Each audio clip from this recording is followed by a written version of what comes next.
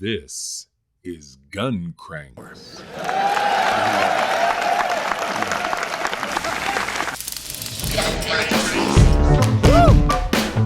Hey there, everybody. Welcome to the newest, the latest, the greatest episode of the Gun Cranks. I'm Brent Wheat, editor of Guns Magazine, along with somewhere on one of these boxes, we've got Tom McHale, the editor of American Handgunner, and our boss, the venerable Roy Huntington. Well, guys, it's going to be... He's not our boss. boss. I'm not the our retired boss boss. anymore. I'm sorry. He got let go. But see, that goes into what I was getting ready to say, which is it's going to be a weird show. Because if you can tell behind me, I just moved. It's a complete and utter mess. My brain is a complete and utter mess. But our Hitler-like producer, Sherry, told us we had to do this tonight because something about deadlines. So, guys, what are we going to talk about tonight?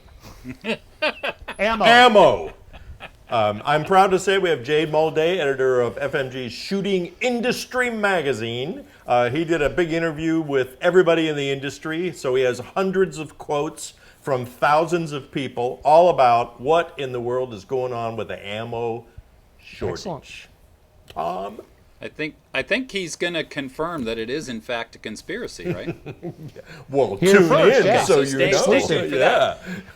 Hey, but we're also going to get on a little bit of a rant here because I'm upset and frustrated with some stuff going on in the industry. So I'm calling for a ban. Ay caramba, a ban. Yep. So get on the Well, bandwagon I'm going to be the with leader us. of the band.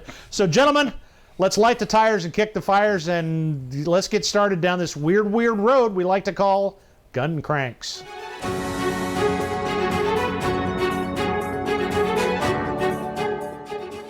Hey, you know, as a certified member of the Gun Cranks, it brings me no end of pleasure to welcome Jade Moldae to our show today. Jade is the kind of long-tenured editor of Shooting Industry magazine, which is FMG's business-to-business magazine. It's well-respected in the industry, just as Jade is. And what we've done is asked him here to try to demystify this whole ammunition shortage silliness that's been going on.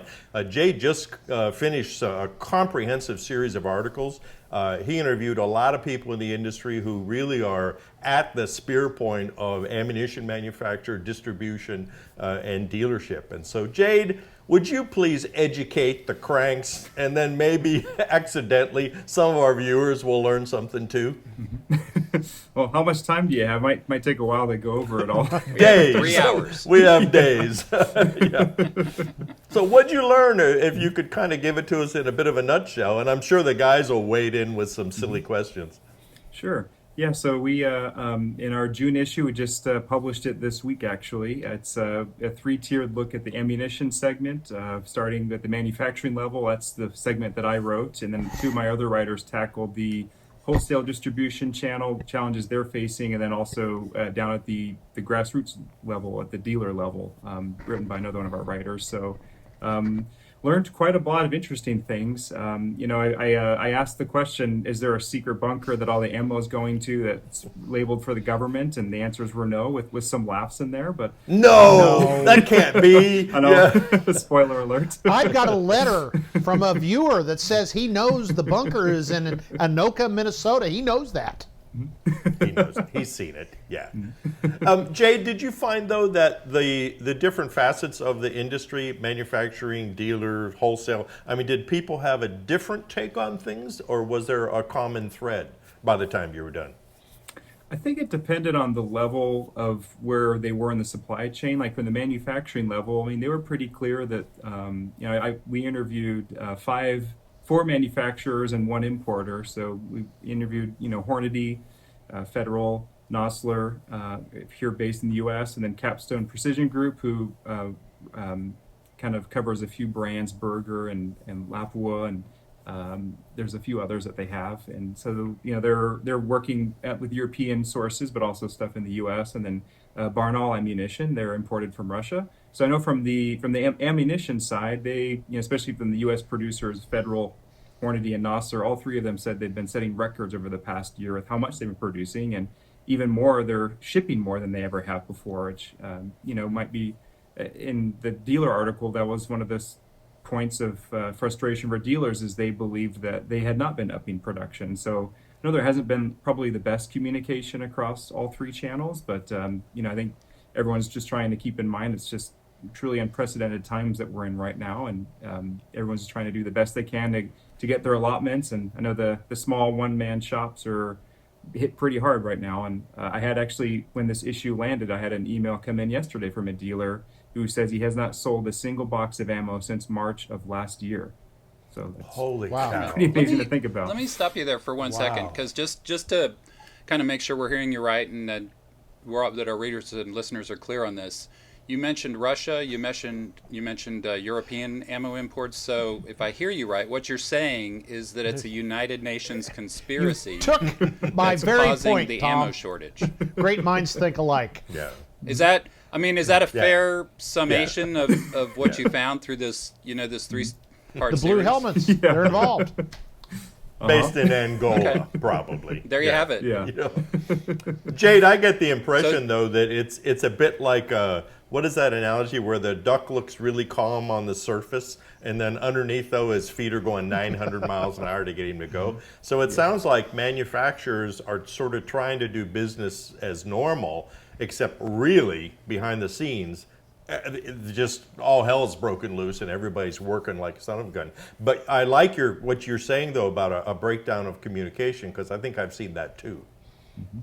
Yeah, I know, like for example, Jason Vanderbrink of Federal has come out and produced some videos just talking about the progress that they've made over the past year. And I mean, using the argument also, industry estimates do range, but NSSF's been using the figure 8.5 million first-time gun owners entered the market last year. And let's say conservatively, each of those entrants purchased 2 boxes of ammo. That's an extra 100 rounds. Multiply that by 8.5 million. That's a lot of ammunition that wasn't really accounted for. And then not to mention all the challenges and even procuring products these days with some of the raw materials that are having shortages in and struggling. And it's been unprecedented during this time. Well, Jade, actually, I saw a number today that kind of shocked me a little bit. I knew, and we all know that ammo makers have been producing like crazy, 7x24, everything they can. But the figure I saw, I believe, and correct me if I'm wrong, was somewhere in the neighborhood of 30% more increased production now this year than last year or than normal. Did I read that right? Yep. Yeah, that's in the article that those are quoted figures of increase of 30%. And it just is a testament to how many folks are buying ammunition products these days, that it's really not enough, as odd as that is to say. Jade, what frightens you about all this? And what I mean by that is that, you've been around long enough, we have been around long enough, and I keep waiting for the switch to get flipped off. I have noticed in some of the business emails that I get, ammunition is starting to become available. And I'm hearing from breeders, they go into a store and there's actually ammunition sitting there for sale. And it's not all 8mm Lebel, ammunition. I mean, I just got an email blast from J&G Sales, and they've got a pretty good cross section of 7.62 by 39, 9mm 45. It's all foreign ammunition, but the prices are really not that far out of line. I was really surprised. And so, but what do you think? Did you get any insight from the people you interviewed about what are they preparing for? Because, this isn't going to go on forever. Mm-hmm. And that's kind of the framework that we're trying to work with. And, with our coming issues later on in this year is that this, it really is a demand surge, unprecedented. And I know in the article we talked, I think it was Pat Mundy from Nosler said it's been a tidal wave and probably several times over this past year. And, so just they're all trying to do everything they can in meeting the demand. And I know a concern I think that we all might have at this time is we want to get these first-time users kind of strike while the iron is hot and get them involved in the industry. And it's great, all these people, 8.5 million perhaps, have taken that decision to buy a firearm, and ideally they would become involved and become enthusiasts and hopefully even become politically activated as well. And I know there's a range right down the street from our office, Poway Weapons and Gear, and they've experienced that, being in California behind enemy lines, the 10-day cooling down period between your firearms purchase, you have to come back in 10 days and actually can pick it up. people were astounded at that, and they were actually furious in a lot of cases that the staff was having to dispel them. Hey, like, this has been in the rule of law for, I think it's 25 years or something. It's like, this isn't a new thing, and this is maybe something you could think about voting for next time. And they've experienced good results from folks, these first-time buyers that maybe were anti-gun, taking an intro to handguns class, and then wanting to take the next class and becoming more, questioning more why are the laws written this way. So it'd be nice, once things do kind of level out, getting these people back involved in shooting and trying to become enthusiasts long term in the marketplace. Hey, Jade. Well, Jade. One thing go that ahead, I've Brian. heard a lot of third hand is the choke point is primers. And we know that primers are super hot on the commodities market. But I'm also hearing, again, like I said, third hand from manufacturers that they can get bullets, they can get powder, even though it's a little tighter than normal, but they can't get primers. Are you getting that sense, or is it just a problem of getting anything? I think it's a problem of just getting almost anything at this point. I know the primer situation did come up in conversations. I know a few months ago even it was a challenge, and some of the manufacturers said they did buy large amounts when everything started back in beginning of COVID and the shutdowns, and in preparation for a potential surge, and it helped them. But I've heard the same thing, first and second hand, and third hand too from people that it's I know there's been concern there with the primers, but even with the costs, I know at the time the article was written, I believe copper was around a 12-year high, which for brass cases and things like that, and I think since then it's gone up maybe to record levels if I remember reading correctly. So all those are kind of coming into consideration as well. And another surprising thing too, just in talking with folks, is the ammo market makes up about 10% of the lead market, and lead prices have gone up as a result of people buying more RVs and boats over this past year. They're wanting to go do local recreation, and that's being impacted also during this time. So it's in lack of a better word, it's been a cluster in a lot of ways. So you're saying the exorbitant prices we've been seeing at local stores isn't just pure extortion? Correct. And no, but I mean seriously, yes. We've had a lot of trouble trying to explain that to folks. That you had a few percent here at the primer level, you had a few more percent for copper and lead and brass and all these, and powder and import and delay. I mean, it adds up, Mm-hmm. And some of the manufacturers I interviewed did say that they've absorbed some of those costs, and they did. I mean, obviously that was like a sticking point in our conversation. I even joked, like, I know this is a landmine type question, but I just have to ask because this is a concern of our readership. Can we talk about rising prices? And some of them did say, obviously, input costs have increased, and they've been able to absorb some, but some of them have been passed on down the line, and which is then going toward the consumer. And of course, the free market at work, some dealers are acting in their own interest, and they've talked about they're raising prices just because they know the new shooters don't, and that's their decision. And we've interviewed dealers that said price gouging is just not a great way for a long-term business, but some of them frankly have been it is what it is. Well, a lot of these new shooters, they think a box of 9mm costs $40. And I was talking to somebody the other day, and that he says we're never going to see $10 9mm. Even just because of raw goods, it's going to go up to 15. Well, Jade, thank you. I appreciate you being here like this. I know we all do. And I'm going to go on record though and say I think the 8 million additional shooters really won't be that much of a burden, because I'm going to bet the majority of them were knee-jerk gun buyers.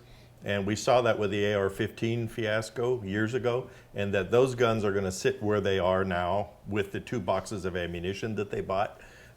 Some of them may end up get sold on the aftermarket. So I think it's back up to we sort of core shooters to keep the industry alive, especially when the switch gets turned off, right, guys? Mm-hmm. And I always kind of quiet people down by saying, if you don't like $40 a box, don't pay for it. Don't pay that. You'll see prices come down pretty quickly. Yeah. All right, Jade, thanks a lot, guys. Well, thanks, everyone. Appreciate it.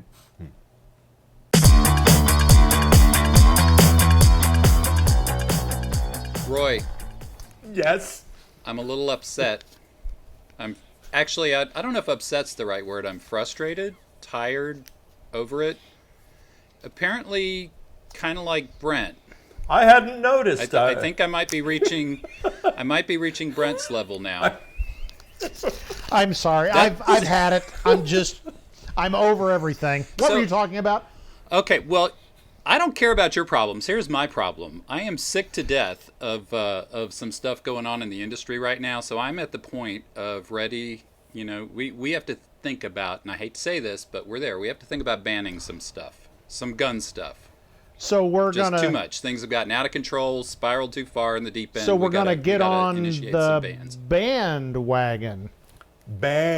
Bandwagon. Yes. And then I could We maybe are. be the leader of the band. Band. Yes. What are you talking about? We don't do gun bands. Okay, so here's the deal. I think we're shooting ourselves in the foot, actually. As it were. Yeah. As it were. By saying idiotic and ridiculous things like pill. And who's worse than gun It's a writers? freaking bullet. Who's worse than gun writers? It's a bullet. Yeah. I agree. It's not a pill. We propagate the bullet. problem. It's you guys, because Hey, I'm if you retired want, now. It's you you can- guys propagate the problem. You No. can call it a projectile. That's fine. Bullet's fine. Hunk of lead, I can even live with that, but pill? Bill, I know I hate that. Yeah. All of that. But seriously, there's like an endless string of this stuff. I'm kind of, I don't want this to be my rant. I know there's some of this stuff that drives you guys nuts too. So Well, We used to keep a list of what all the freelance gun writers would say, and I lost mine, Yeah. but it was like 3 single-spaced pages. At the routine combat distance of 7 yards. Old slab sides, everyone loves, it's like, just kill me. I love that one. okay, I have a confession to make, Roy. I was editing the upcoming. Man, I've fallen into my own band trap. Oh no. The upcoming Old West special edition, and I'm gonna use the word slab sides in one of the article titles. See, but okay, Sorry. you brought up a good point. It's okay to use it if you know Okay. that it's a joke. But the problem is when Okay. people mean it. Well, I'd rather be carried by 6 than tried by 12. Or tried by 12 than carried by 6. And they really believe what they're saying. Those are the ones that are scary when they really say, "Hey, you got any extra pills here?" It's like, what are you talking about? I heard that Yeah. tried by 12, I'm going to arrange a carried by 6. So That's Well, actually a really good point. Yeah. I happen to be on a jury right now that's got 19 people. So I'd rather be carried or judged by 19 than carried by maybe I can only get 5 pallbearers. So, Well, now, what are you getting judged for? Are you getting judged for illegally using your heater or your hog leg? or your gat, or your gat. rod, Your gat. You've, Oh, your you've gat. been reading And That's another one hard-boiled fan worthy detective right there. novels. Gat. No, you know who's worse too? And this just makes me crazy. New shooters. What? Because they want to blend in. So they're at the range, they're at the indoor range, you can't hear them anyway, I can't hear them anyway, because everybody's shooting their .460 Smith & Wesson Magnum and stuff. And then they try to talk the talk. And it's like, Well, you're 11. Don't talk the talk, for crying out loud, till you're old like we are. see, I am all about helping new shooters. That's like one of my big things in life. I love helping new shooters. So that's a good point. I'm going to help them learn the non-bannable vocabulary. We're going to say things like projectiles and bullets and pistols and revolvers instead of gats and heaters. Well, I think it's something endemic with shooters is that we tend to get set in tradition. It's like Rugers are the John Deere of the gun world. How many times we've heard that, in reader mail? And it's like, I don't know who started it, but we have to hunt him down and kill him, okay? Hey, Roy, I jumped in. I only interrupted you because I didn't want Brent to get a word in because I'm sitting here laughing because I keep seeing him in the window going, Go ahead. like Sorry. trying to get a word in edgewise. So yeah. I think you and I should just like talk nonstop. Well, it was his band Then to fine. begin with. I'll just resume what I was doing. Okay. Go ahead, Brent. Go ahead. I'm No, sorry. what I was going to say is Yeah. the one that I like is Man Stopper. If you ever see the ultimate Man Stopper on the cover of Guns Magazine, I guarantee you it will be a joke because, first of all, what if we want to stop a woman? Okay, I shoot them with the ultimate Man Stopper and There's she'll no never stopping a stop woman. because she's a woman. right. But truly, the only ultimate Man Stopper is a 105 HE shell. That will stop a man or a battalion of men or women or transvestites or whatever you happen to be engaging. But, so does it come down to the 105 HE or Tomahawk missile? Those are the ultimate Man Stoppers. But your 22, your 9, yeah, maybe not. Well, and which brings up knockdown power. Oh, yes. How many times have we heard that? Now, what kind of knockdown power is that their gun have? It's like, really, come here. This is a bowling ball. Yeah, take your hat off. I'm going to show you some knockdown power, okay? Yep. That's knockdown. Yeah, that's power. knockdown power, boys and girls. So. Well- And you know what, though? We're actually guilty of it because it's like perfect packing pistol. Have we ever seen that in a title? 9mm pocket power.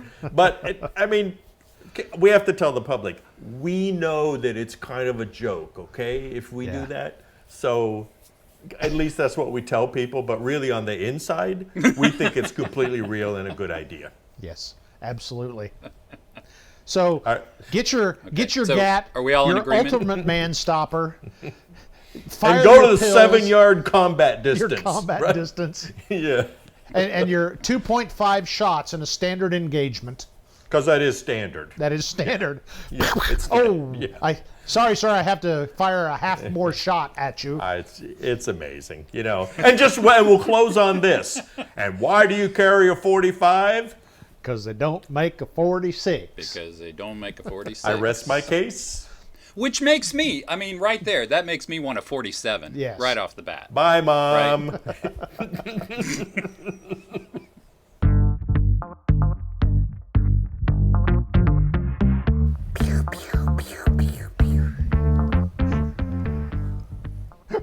Pew pew.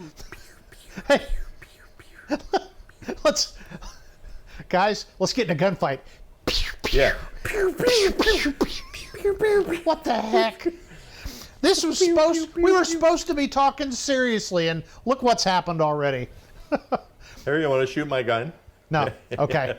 No, the reason we're pew-pewing right here on Gun Cranks is we were going to talk about something that people bring up all the time, and there's now some ammo that supports this concept, is a 22 long rifle a valid self-defense round? And I think we all start with no, absolutely not. Having said that, Federal's now come out with some 22 self-defense rounds, and it's kind of an interesting concept. They say we're not going to try those NIJ barricade, projectile tests through cloth and all that. We're just going for maximum penetration. So I don't remember the specs off the top of my head, but those things are supposed to penetrate like 15 inches of ballistic gel, which, you poke somebody here or right here, that's going to sting if not put them down. So does this Can I weigh in on that? Just for a second. It's called Punch, Federal Punch ammo. It's a high-speed, lightweight round, 29 grains, which is, even for 22s, a little on the lighter side. But as you said, it's solid. But I actually did gel test it here. Don't share this just hypothetically because I live under the iron-fisted rule of a neighborhood association. But I might have tested it here in my man cave with the suppressor. In my house. In your dreams. in your dreams? Yeah. In my dreams, that's right. So no, but anyway, seriously, I did gel test it, and it's funny you say that. It nailed 15 inches every time, and that was from a relatively compact gun. It was a Smith & Wesson M&P 22 compact, which I don't remember exactly. It's about a 3-inch barrel, pistol, give or take a little bit. But yeah, penetration. Wow. Well, I've said this for years and years and years. I would bet that if you could go and collect all the police reports in the last 50 years, the 22 long rifle was probably one of the most lethal rounds in terms of numbers killed. And I think Roy would back me up. I've seen a lot of gunshots, and I've seen some people die from 22. The problem is, You shoot somebody with a 22, they generally keep going for quite a while. And that's not really optimal if you're in a self-defense scenario. So it's kind of that yin and yang thing. Yes, you can kill somebody with a 22 long rifle. There's many, many people that are in a graveyard because of a 22. But optimal, and especially a quick incapacitation at interpersonal distances, I guess my theory there is if that is absolutely all you've got, it's better than maybe a medium-sized rock. So I wouldn't... Well, Brent, oh, go ahead. I was just going to say, I wouldn't look down on you, but I would say save your money and maybe get a little bigger caliber. Well, you said something that was really important there, and there's two parts to this equation. There's kill something or someone, or stop them. And so the 22 can do pretty good with one of those. It will eventually kill you. Yeah. And a lot of doctors will say that they'll die 3 days later, Yep. in intensive care unit. But they weren't stopped from finishing whatever crime they started. Yep. And so I think, you held up a North American Arms little single-action revolver a second ago, I think, when we were looking in. I think that's a classic case. Did you see the thing on the video just not too long ago, about an old guy looked like me was dining outside and some bad group of demonstrators came in and started to bully their way through the outdoor area that he was, and they were armed. Some of them had guns. And I don't know all the details, but this old guy stood up and pulled what was clearly a North American Arms 22 out and pointed it at him and made it quite clear that this was silliness and it's going to stop now. But I thought it was a classic situation of nobody wants to be shot with anything. Good point. And it was like those other really mean, nasty people. But as soon as he brought that little gun out, everyone kind of went, Yeah. So, but the other side of that, though, is that you can't rely on that. I mean, Brent, as a policeman, has this ever happened to you? When I was a policeman, I absolutely pointed my gun at several people who looked at me and said, "What are you going to do? Shoot me?" Yeah. And it's like, well, that didn't work. That's a frightening moment. You're like, he's not scared of me or anything at all. He's not scared. Good. No. And there's going to be a fight. We had one shooting where a cop shot a guy 2 or 3 times. It was on video, and he said, "Hey, man, stop shooting me." And it's like, and you can tell the cop's like going, "What? What just happened? Is this thing on? Yeah, is this thing on?" Well, I'm sure you've had the corollary, Roy. You've pulled up on a call, and there's a guy walking around with some blood or whatever, and he goes, "The guy shot I know me." just what you're going to say. You're shot? Yeah, he shot me right here in the chest. Right here. Oh. 5 times. Exactly. Yeah. Well, that's not a stop. But I think, if I had a 22 in my pocket and someone was trying to get me, would I shoot them with it? Probably. Yep. But it's certainly not my first choice. And I think we could argue about this forever, and I know readers will, and we're going to get hate mail from this. But I think, if the only gun you have is a 22, well, then learn how to use it and avail yourself of it. But like Tom said a few minutes ago, for God's sake, get a better gun. Well, I've told the story, I think, many times, even on Gun Cranks. As a young baby cop, the only backup piece I could afford was a Jennings 22. Well, that's mostly a gun. You admit that in public. Yeah. Well, I say it just because you don't get... Well, is Jennings still around? I don't want to disparage them, but it's not the gun you really want to take into a gunfight, but it was better than that big rock. So I understand. I get it. We get it. We've been around the block. We've been there when you had to decide to pay either your rent or buy ammunition. But save your nickels. Don't buy that $27 Frappa Mochaccino Deluxe whatever at that coffee place that's leftist. Save your money and go buy a little better gun. I want to say one thing about this, though. And even though it's a 25 ACP and not a 22 long rifle, I tend to think that the 22s tend to penetrate better than the 25 ACPs overall. But I had a little 25 ACP backup gun one time, and I was at the range, and I shot the 4x4, which was holding up the targets, and I was at the combat distance of 7 yards. And the bullet hit the 4x4 square on, and made a really big dent and then bounced off. Now this was really old seasoned oak. It had been outside for, all that kind of stuff. Maybe green wood probably would have penetrated it. But I really did. I kind of went, what the hell? So I sold it. Yeah. So what's the verdict, guys? 22, yes or no? Maybe. Exactly. That's my vote. Well, I think in a perfect world you go with the 105 Yes. HE, right? But on a serious note, there are people out there with very real issues, arthritis, injuries. There's a long list of possible reasons where racking a slide is a major challenge. A double action revolver trigger is a major challenge physically, and and if it's what you got to use, get some good ammo for it and practice with that thing. Absolutely. Yeah. Better than a rock. Absolutely. Thank you for the new 22 ammo, whoever makes it out Federal. Our friends at Federal. Well, that was bizarre as I figured it would be, but hey, I think everybody had a good time and hopefully got some good information. Thanks to our special guest, Jade Moldae from Shooting Industry.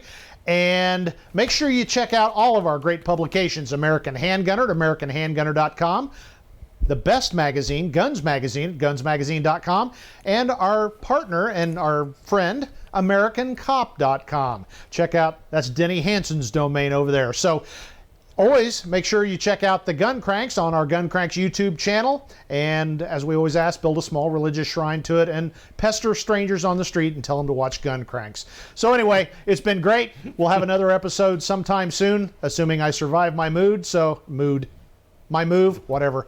I need some sleep. Yeah, No kidding. assuming we survive anyway, your mood. thanks for joining us, and we'll have more fun and frivolity along with some information on the next Gun Cranks.